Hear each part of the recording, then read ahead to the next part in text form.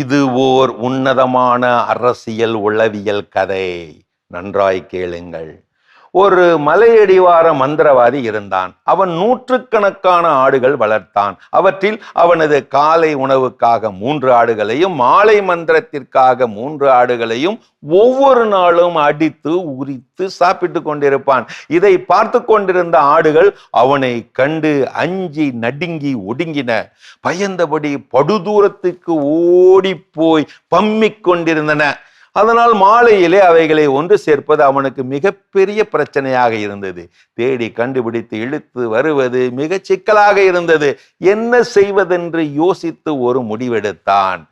அதன்படி கூட்டமாக ஆடுகளை தன்னகத்தே அழைத்து அவைகளின் காதுகளில் அவனது மந்திர சக்தியின் மூலமாக இந்த மாதிரியான ஒரு மனோவசிய மந்திரத்தை ஓதினான்.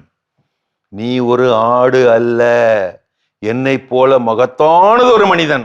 நீ யாருக்கும் பயப்பட வேண்டியவன் அல்ல. என்னை கண்டுகூட நீ பயப்படக்கூடாத மகத்தான மாந்திரிக உயிர், நீர் மறவாதே. இப்படி மனோவசிய மந்திரத்தை ஓத அவைகளும் மனோவசியமாகி போயின. ஒவ்வொன்றிடம் ஒவ்வொன்றை ஒலித்தான். நீ ஆடல்ல, சிங்கம், சிங்கம் சீறி பாய்வாயாக. நீ ஆடல்ல, புலி, புலி பாய்ந்து பறப்பாயாக. நீ ஆட்டு மந்தை அல்ல, ஆட்டு மந்தையை சேர்ந்தவன் அல்ல, சிறுத்தை மந்தையை சேர்ந்தவன். சிறப்பாய் வாழ பழகுவாயாக.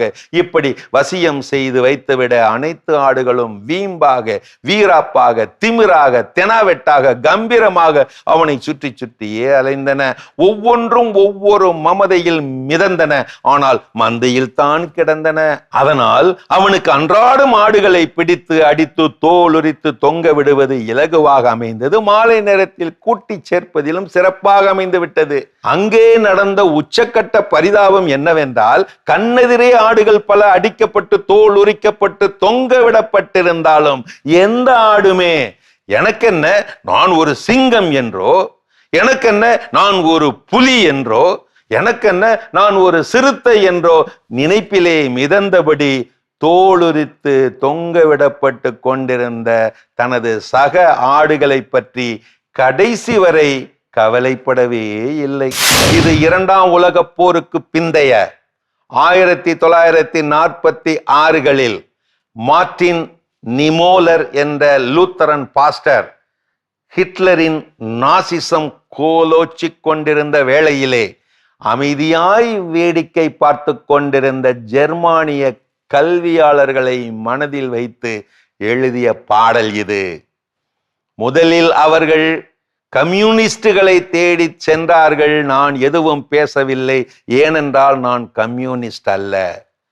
பிறகு அவர்கள் சோசியலிஸ்ட் சமூகவாதிகளை தேடி சென்றார்கள். நான் எதுவும் பேசவில்லை, ஏனெனில் நான் சோசியலிஸ்ட் அல்ல.